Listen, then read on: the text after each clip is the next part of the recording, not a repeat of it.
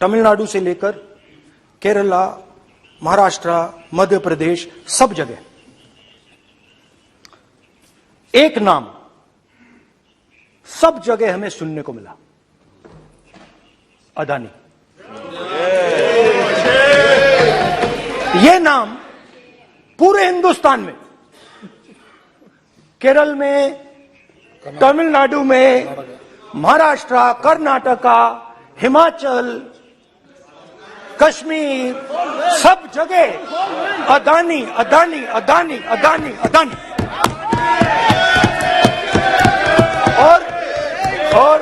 और ये नाम नहीं, और इस नाम के बारे में जब लोग बोलते थे मुझसे तो 2-3 सवाल पूछते थे। ये पूछते थे कि ये जो अदानी जी हैं, ये किसी भी बिजनेस में घुस जाता है, ये सफलता प्राप्त कर जाता है, ये कभी फेल नहीं होता। और युवाओं ने मुझसे यह सवाल पूछा कि भाई ये हो क्या रहा है, हम भी सीखना चाहते हैं। मोदी जी ने कहा स्टार्टअप करो, हम भी अदानी जी जैसे बनना चाहते हैं। तो भैया किसी भी बिजनेस में घुस जाओ और एकदम सक्सेस हो जाए। यह पहला सवाल था। दूसरा सवाल था कि ये अदानी जी हैं, ये किसी भी बिजनेस में घुस जाते हैं। पहले ये 1-2 बिजनेस करते थे, अब ये 8-10 सेक्टर्स में काम करते हैं। Airports, data centres, cement, solar energy, wind energy, aerospace and defence, consumer finance, renewables, media. तो उन्होंने मुझसे पूछा कि राहुल जी, हाँ वेट करो, बेटे हाँ, धन्यवाद। पोर्ट्स की बात भी थी।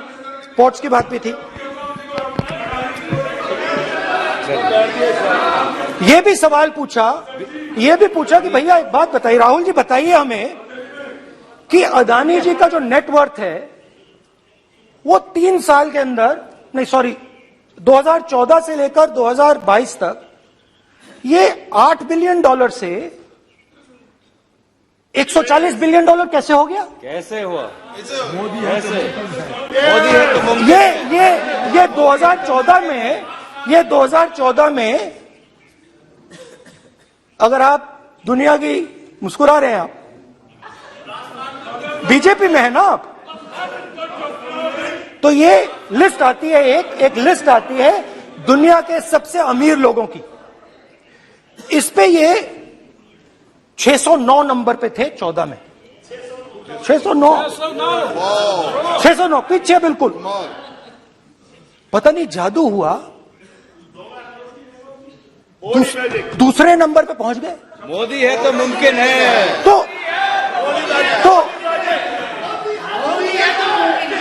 तो मुझसे पूछा यार, बहुत सारे लोगों ने पूछा कि भैया राहुल जी बताइए, हिमाचल में सेब की बात होती है, अदानी जी। कश्मीर में सेब की बात होती है, अदानी जी। पोर्ट्स की बात होती है, अदानी जी। एयरपोर्ट की बात होती है, अदानी जी। इंफ्रास्ट्रक्चर, अच्छा हम सड़क पे चल रहे हैं, मैं पूछूं किसने बनाई, अदानी जी। तो लोगों ने यह भी पूछा कि राहुल जी ये जो अदानी जी जो हैं, इनकी सफलता कैसे हुई, ये इतने बिजनेसेस में कैसे घुस गए, इतनी सफलता कैसे प्राप्त हुई, और सबसे जरूरी सवाल, इनका हिंदुस्तान के प्रधानमंत्री के साथ क्या रिश्ता है और कैसा रिश्ता है, देश जानना चाहता है। तो देश जानना चाहता है। ये देखिए रिश्ता, ये देख लीजिए प्लीज। पोस्टर माननीय सदस्य, पब्लिक में सर, माननीय सदस्य पोस्टर नहीं, प्लीज पोस्टर नहीं, पोस्टर नहीं है सर। देखिए आप बैठिए, 1 मिनट बैठिए।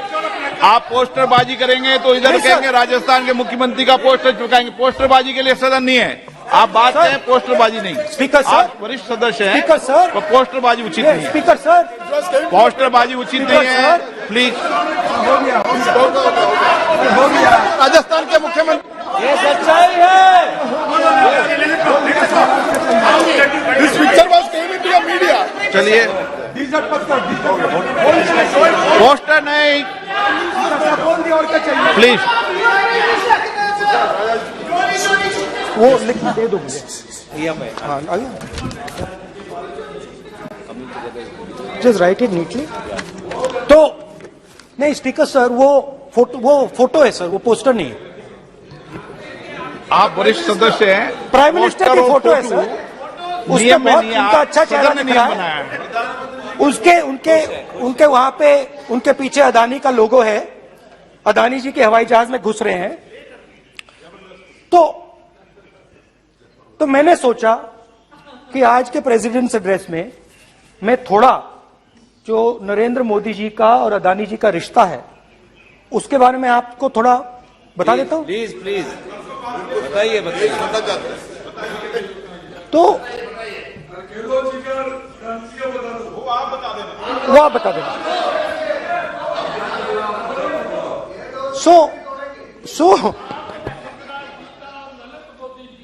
So the relationship begins many years ago when Narendra Modi ji was the Chief Minister of Gujarat. And when most of India's business was asking questions of the Prime Minister, was against the Prime Minister, one man stood shoulder to shoulder with the Prime Minister. He didn't back down. That's commendable. It's not a joke. He was loyal to the Prime Minister. And what did he do? He helped Mr. Modi construct the idea of resurgent Gujarat. Right? The idea that you bring these businessmen together,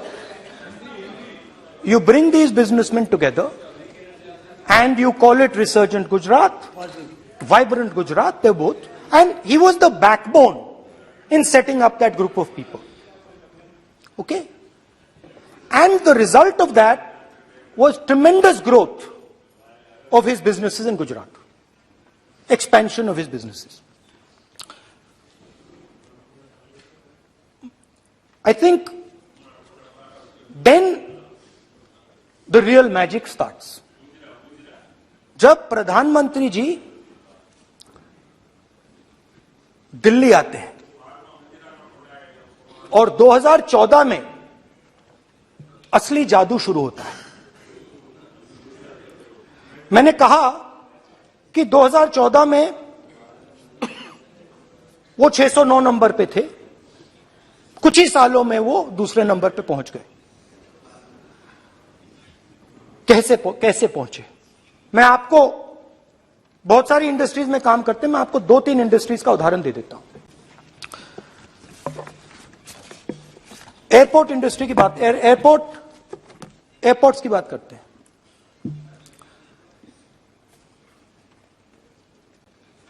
कुछ साल पहले सरकार ने हिंदुस्तान के airports को develop करने के लिए दिया।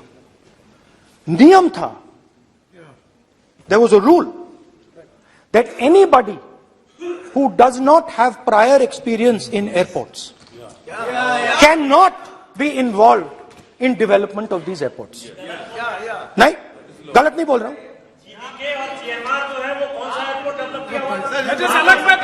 आप बैठ जाइए।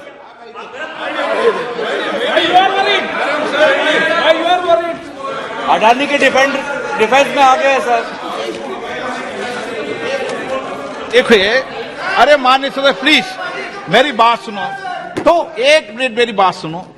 ये एक मिनट बात सुनेंगे। ये संसद है, अपन किस दिशा पर चर्चा कर रहे हैं ये देश देख रहा है। हमें राष्ट्रपति अभिभाषण पर चर्चा करें तो उचित रहे। बाकी आपकी इच्छा है, स्वतंत्र अभिव्यक्ति है, मेरा मानना ये है। तो अपन एक विषय पर ओके, तो आपको तो रूल बोल था, दे- नियम था। हम हम चुप। पॉइंट ऑफ ऑर्डर किस पे है? सर कैसे एयरपोर्ट का प्राइवेटाइजेशन तो उनके समय हुआ, ऐसी कोई पार्टी थी जिसका अनुभव था? के- ये कौन सी बात कर रहे हैं? ओके बोलिए। ओके प्लीज प्लीज ओके, बोलने दे आपको नेता को, तो बोलने दे आपको कानून नेता को। रूल था, प्लीज बोलने दे। रूल था कि अगर कोई एयरपोर्ट बिजनेस में नहीं था तो वो इन एयरपोर्ट्स को ले नहीं सकता था। इस रूल को हिंदुस्तान की सरकार ने बदला। किसी ने भी बनाया हो, रूल था। बदला है? किसी ने भी बनाया हो, रूल था। बदला रूल बनाया किसने बात नहीं है, रूल बदला किसने बात है। रूल बदला गया, किसने किया है?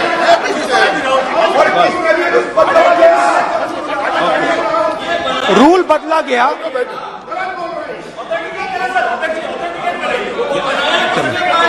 सर, पार्लियामेंट्री अफेयर्स मिनिस्टर, चलता रहेगा क्या सर? पार्लियामेंट्री अफेयर्स मिनिस्टर से इंडिया रूल को बदला गया। सर बोलने दीजिए। करना चाहिए सर, ऑथेंटिकेट करना चाहिए। चलिए चलिए आप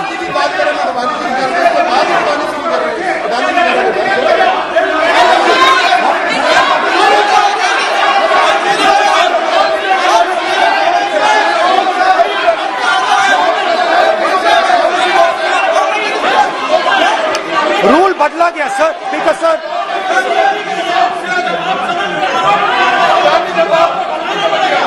बैठे बैठे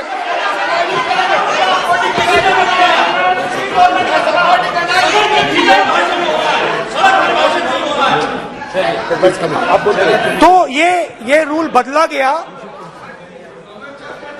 उस समय मीडिया में इसके बारे में चर्चा हुई थी। रूल बदला गया और अदानी जी को 6 एयरपोर्ट्स दिए गए। उसके बाद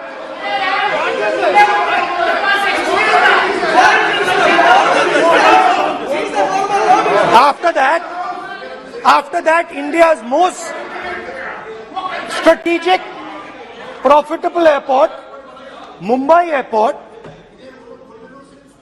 was taken away by GVK, hijacked by using the agencies. The agencies को CBI, ED का प्रयोग कर GVK पर दबाव डालकर हिंदुस्तान की सरकार ने उस एयरपोर्ट को अदानी जी के हाथों में कर दिया। यही सच है। रिजल्ट क्या आया? रिजल्ट आया कि एयरपोर्ट्स में आज अदानी जी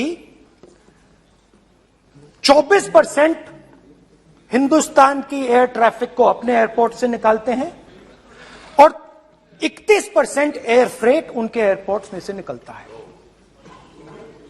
अब यह काम हिंदुस्तान की सरकार और हिंदुस्तान के प्रधानमंत्री जी ने फैसिलिटेट किया। तो बताइए, बोलिए वित्त मंत्री, विधि मंत्री। और ये जो सर ये हाउस में सर ये बोल रहे तुम तो ज्ञान बांट रहे हो, बैठ जाओ। सर ये यहाँ बहुत गंभीर मिनिस्टर हैं ये देश ये राष्ट्रपति का उद्बोधन को लेकर एक गंभीर चर्चा हो रही है। जो भी मेंबर कुछ भी बात करे विद फुल रिस्पॉन्सिबिलिटी ऑथेंटिकेट करें। और ये वाइल्ड एलिगेशन अपना एक सोच के आया है, बिना तर्क के ऐसे वाइल्ड एलिगेशन लगा रहे, ये कोई मतलब नहीं है सर, ये ऐसे नहीं बोल सकते। और वो सर तर्क रखना पड़ेगा। अगर एलिगेशन लगा रहे हैं तो आपको पूरा डॉक्यूमेंट प्रूफ के साथ आपको रखना पड़ेगा। दे देंगे आप ऐसे बातें नहीं दे देंगे, और ये गंभीरता को समझिए। ये डॉक्यूमेंट्री प्रूफ दे देंगे।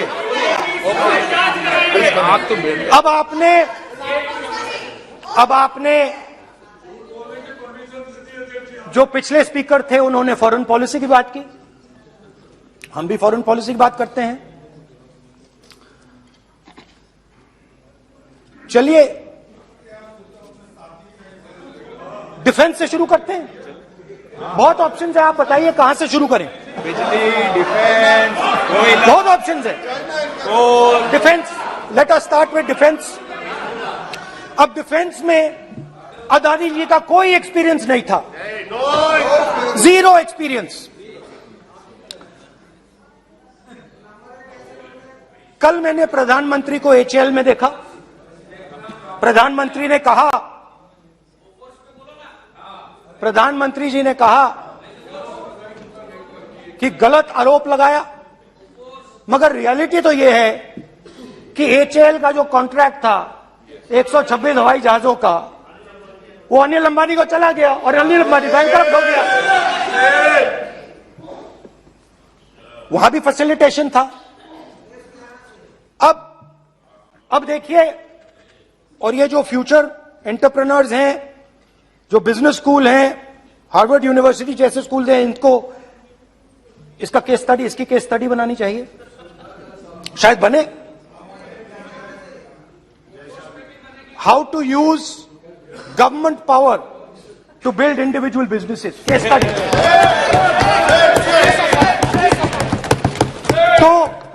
तो अब देखिए, अदानी जी की डिफेंस में इंटरेस्ट देखिए।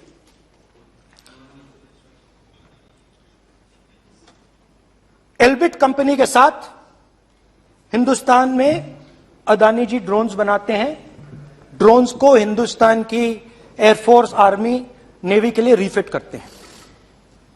अदानी जी ने यह काम कभी नहीं किया है पहले। एचएएल यह काम करती है।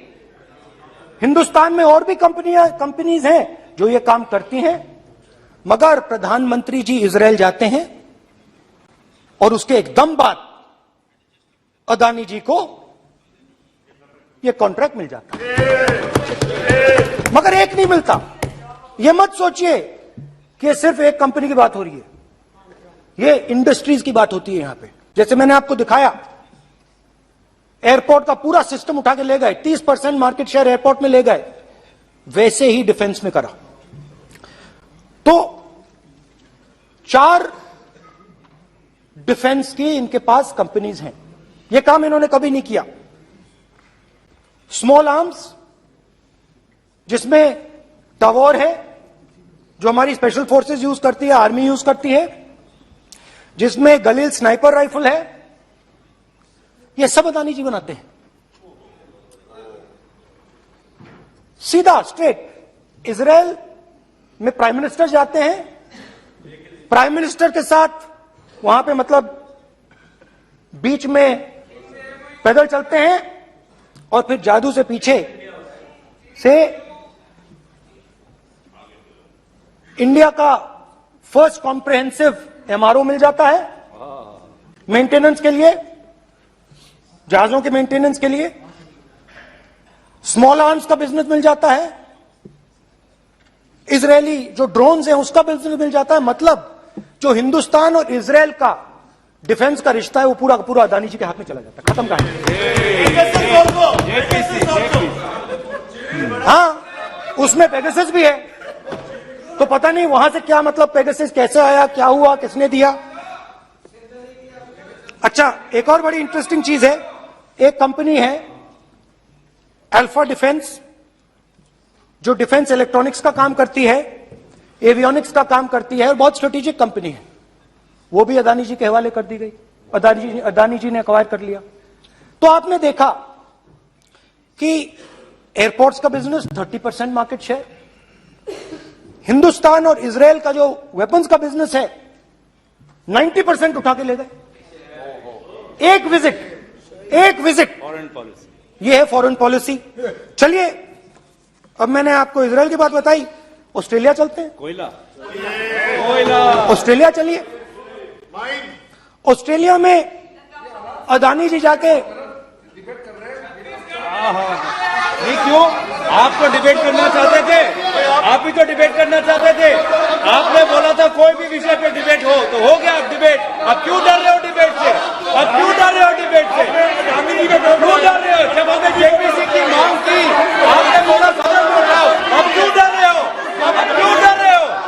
आप क्यों डर रहे हो? आप चर्चा से क्यों डर रहे हो? चर्चा से डर रहे हो आप? बैठे बैठे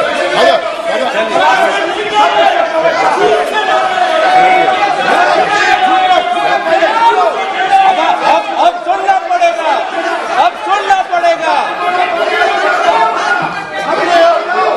अब सुनना पड़ेगा। ऑस्ट्रेलिया जाते हैं प्रधानमंत्री, ऑस्ट्रेलिया जाते हैं।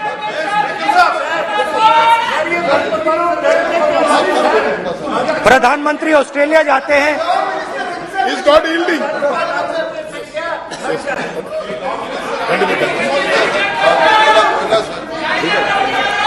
ऑस्ट्रेलिया जाते हैं। कैब नंबर बताएं। 69। सर ये क्या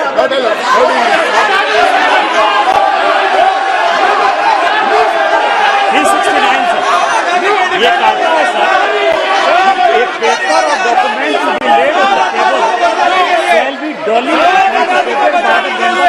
देखिए पूरा सरकार इन्होंने सर, मैं इनको चैलेंज करता हूं कि जीएमआर और जीबीके उसको कब एयरपोर्ट का जो है संचालन का अधिकार था और कौन सा रूल है वो कोर्ट करे सर। किस रोल के आधार पर ये इनको मैं चैलेंज करता हूं, पूरी कांग्रेस पार्टी को चैलेंज करता हूं कि जीएमआर और जीबीके को कौन सा एयरपोर्ट चलाने का लाइसेंस जब दिया तो उनको उसका नॉलेज था। मैं चैलेंज करता हूं पूरी कांग्रेस पार्टी को। जब इन्होंने बिरला को बनाने का दिया, डालमिया को बनाने का दिया, टाटा को बनाने का दिया लाइसेंस, उस वक्त उनको कौन सा मोटर चलाने का अधिकार था सर? ये गलत बयानी कर रहे हैं। मेरा ये कहना है कि आप एलिगेशन प्रधानमंत्री को ऊपर लगा रहे हैं, आप पेपर दीजिए और कौन सा रूल भारत सरकार ने चेंज किया एयरपोर्ट में अडानी के लिए वो ऑथेंटिकेट कीजिए, नहीं तो इस तरह की बात नहीं कर सकते हैं।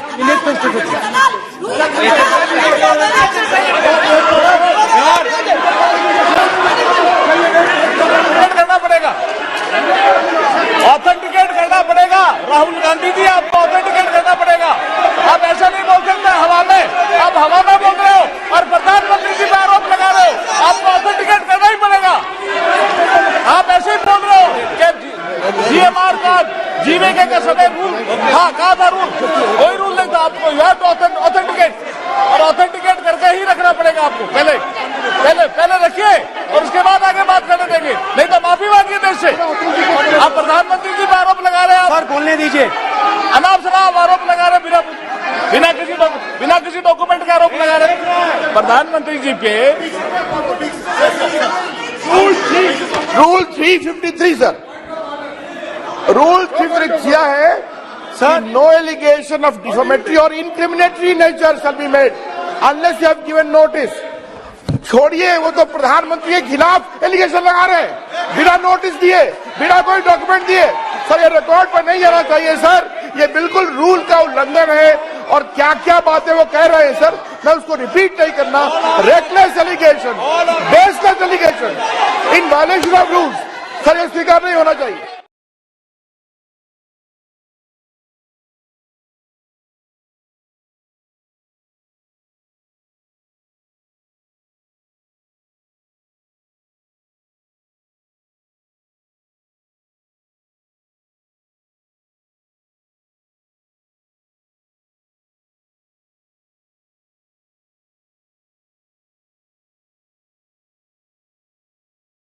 विषय पर सारी राष्ट्रपति की चर्चा लगाई, ये उचित है क्या? फिर आपको बोलना बोले नहीं स्पीकर गलत तरीका है। राहुल गांधी जी आप बोल रहे नहीं, गलत तरीका है। क्या देश को संदेश देना चाहते हैं आप? क्या संदेश देना चाहते हैं देश को? चलिए राहुल गांधी जी। ऑस्ट्रेलिया में प्रधानमंत्री जाते हैं। आप बोलिए सर, स्पीकर सर, प्रधानमंत्री जी ऑस्ट्रेलिया जाते हैं और जादू से state bank of India $1 billion loan Adani ji को ऑफर करता है।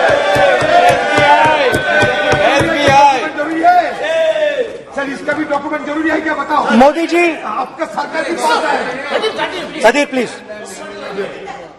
उसके बाद मैं उदाहरण दे रहा हूं, पूरी दुनिया में मोदी जी जाते हैं, घूमते हैं, तो मैं बता देता हूं क्या होता है वहां पे। बांग्लादेश में गए, हाँ काम पे ही जा रहे हैं, वही तो बोल रहा हूं, काम पे जा रहे हैं। बांग्लादेश जाते हैं, मोदी जी की पहली ट्रिप होती है बांग्लादेश में। वहां पे बांग्लादेश को इलेक्ट्रिसिटी बेचने का डिसीजन लिया जाता है।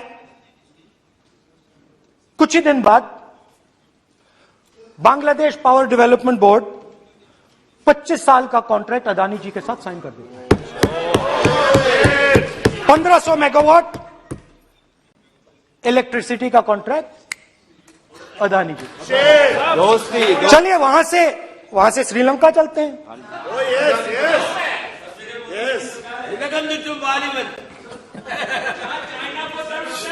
जून 2022 में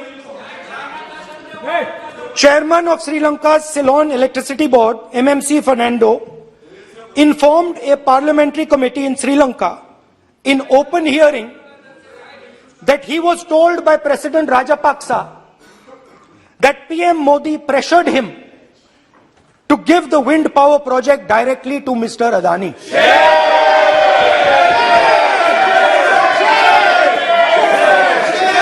मतलब श्रीलंका इलेक्ट्रिसिटी बोर्ड के चेयरमैन कहते हैं कि उन्होंने राजापाक्सा जी ने कहा कि हिंदुस्तान के प्रधानमंत्री ने उनको कहा है कि ये विंड पावर का प्रोजेक्ट है, ये अदानी जी को देना है। तो ये रही आपकी फॉरेन पॉलिसी। ये हिंदुस्तान की फॉरेन पॉलिसी नहीं है, ये अदानी जी की फॉरेन पॉलिसी है, उनके बिजनेसेस बनाने की फॉरेन पॉलिसी है। अब यात्रा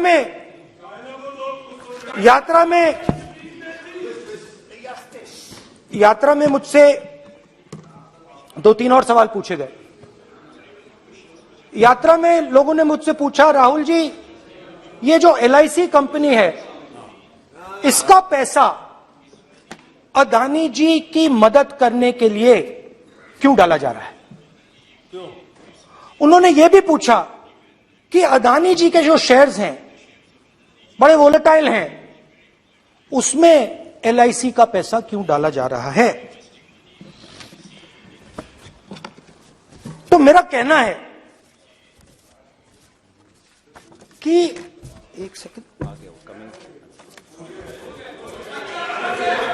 मेरा कहना है कि अदानी जी की मदद प्रधानमंत्री जी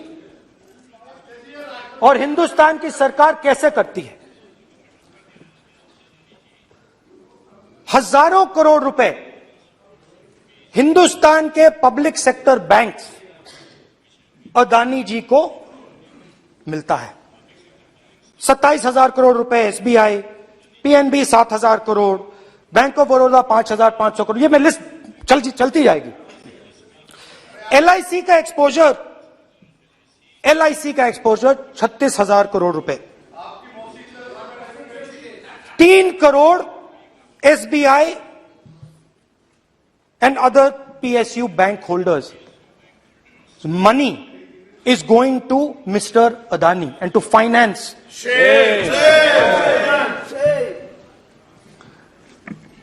Now, of course, there is another question. तो मदद कैसे हो रही है? हिंदुस्तान के पब्लिक सेक्टर बैंक्स का पैसा, LIC का पैसा नरेंद्र मोदी जी, अदानी जी को दिया जा रहा है। अगर कोई सामने खड़ा हो जाता है, जैसे जीवी के लोग खड़े हुए, ED, CBI एजेंसीज आ जाती है, उनको परे कर देती हैं। तेलंगाना में भी एक पोर्ट का उदाहरण था, मगर मेन सवाल और सबसे इंटरेस्टिंग सवाल दूसरा है। कुछ दिन पहले ये हिंडनबर्ग रिपोर्ट आई, उसमें लिखा था कि अदानी जी की हिंदुस्तान के बाहर शेल कंपनीज हैं। ये जो शेल कंपनीज हैं, सबसे पहला सवाल है, ये हैं किसकी? ये किसकी है मॉरिशस में जो शेल कंपनीज है? और ये जो हजारों करोड़ रुपया ये शेल कंपनीज हिंदुस्तान में भेज रही हैं, ये किसका पैसा है? और क्या ये काम अदानी जी फ्री में कर रहे हैं? अब मैं ये सवाल क्यों पूछ रहा हूं? क्योंकि अदानी जी स्ट्रेटेजिक बिजनेसेस में काम करते हैं। अदानी जी हिंदुस्तान के पोर्ट्स को डोमिनेट करते हैं। अदानी जी हिंदुस्तान के एयरपोर्ट्स को डोमिनेट करते हैं। और जैसे मैंने कहा, अदानी जी हिंदुस्तान की डिफेंस इंडस्ट्री में बहुत जरूरी रोल प्ले करते हैं। तो मेरा पहला एक छोटा सा सवाल है कि जो शेल कंपनीज हैं, इनके बारे में हिंदुस्तान की सरकार ने कोई सवाल नहीं उठाए कि ये कौन लोग हैं, ये किनकी कंपनीज हैं? ये स्ट्रेटेजिक मामला है, पोर्ट्स का मामला है, एयरपोर्ट्स का मामला है, डिफेंस का मामला है, और जो कंपनी इन स्ट्रेटेजिक एरियाज में काम कर रही है उनके बारे में आपको मालूम ही नहीं। ये नेशनल सिक्योरिटी का मुद्दा है, आपको मालूम ही नहीं कि ये शेल कंपनीज किसकी हैं, कितना पैसा आ रहा है, किसका पैसा आ रहा है। तो एक बहुत बड़ा सवाल है, ये पैसा किसका है, ये शेल कंपनीज किसकी हैं, और ये हिंदुस्तान की सरकार की जिम्मेदारी है ये पता लगाना ये किसकी शेल कंपनीज हैं और ये किसका पैसा अंदर आ रहा है। JPC, we want JPC, we want JPC.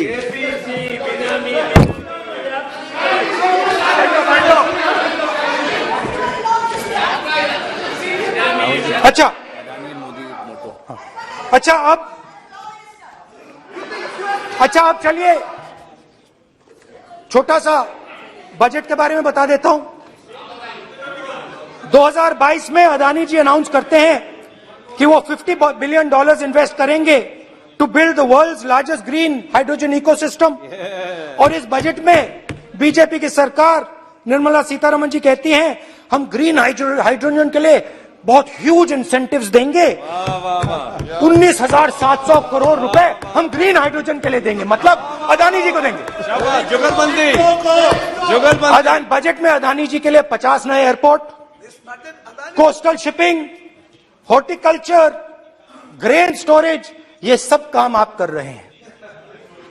तो मेरे सिर्फ कल प्रधानमंत्री जी आज कल भाषण देंगे, मेरे उनसे 2-3 छोटे से सवाल हैं।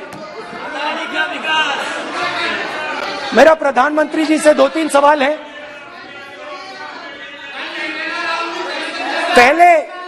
पहले अदानी जी के हवाई जहाज में मोदी जी जाते थे, अब मोदी जी के हवाई जहाज में अदानी जी जाते हैं। पहले लोकल मामला था, फिर नेशनल मामला हो गया, उसके बाद इंटरनेशनल मामला हो गया। अदानी जी के लिए बोरिस जॉनसन का बेटा काम करता है, आपको पता नहीं मालूम है या नहीं मालूम? भाई सॉरी, नहीं बेटा भी, भाई काम करता है।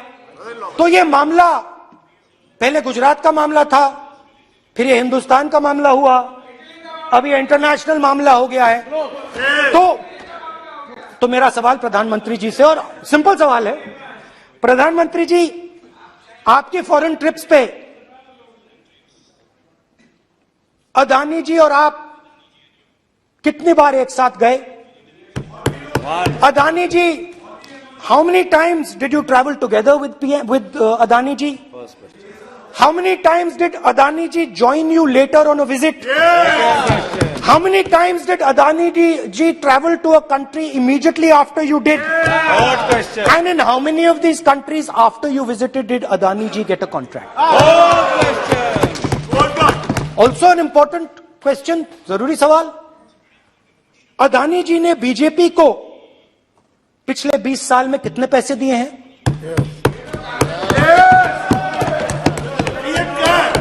इलेक्टोरल बॉन्ड्स में कितना पैसा दिया है?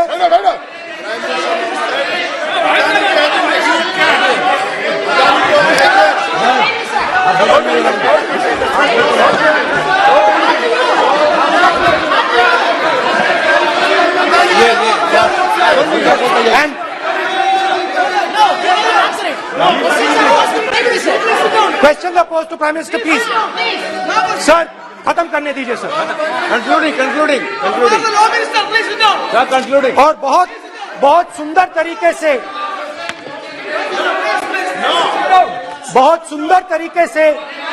वो चलिए, क्या हो रहा है सर, मैं सिर्फ इतना कहना चाहता हूं, राहुल जी अभी आप सीनियर एमपी हो गए हैं, आप एक सीनियर एमपी हो चुके हैं। हम लोग एक्सपेक्ट करते हैं कि इस सदन का सदस्य होने के नाते जो भी बातें आप करेंगे गंभीरता से आप बात करेंगे। बाहर आप जो भी भाषण देते हैं हम लोग उसको रोक नहीं सकते हैं। इस सदन के अंदर में जो भी बात कही जाती है पूरा गंभीरता के साथ, प्रमाण के साथ कहे जाना चाहिए, ये परंपरा है। और राहुल जी ने कहा कि प्रधानमंत्री विदेश घूमने जाते हैं, तो मैंने आज वो जो युवाओं ने मुझसे सवाल पूछा था कि अदानी जी की इतनी बिजनेस एक्यूमेंट कहां से आई, इतने अलग अलग सेक्टर्स में अदानी जी ने कैसे सक्सेस प्राप्त की, अदानी जी के बारे में पूरी दुनिया को स्टडी करनी चाहिए, हार्वर्ड यूनिवर्सिटी को स्टडी करनी चाहिए कि पॉलिटिक्स के बीच में और बिजनेस के बीच में कैसा रिश्ता होता है। India is a case study and prime minister Narendra Modi should be given a gold medal in this. Now बहुत अच्छी तरह बीजेपी के जो पिछले स्पीकर थे उन्होंने मेरे भाषण को इनकैप्सुलेट किया मेरे लिए बहुत अच्छी तरह। आपने जो मैं सोच रहा था आपने उससे और भी अच्छी तरीके से बोल दिया। Coming together is a beginning, keeping together is progress, working together is success. Adani ji and Narendra Modi ji, thank you.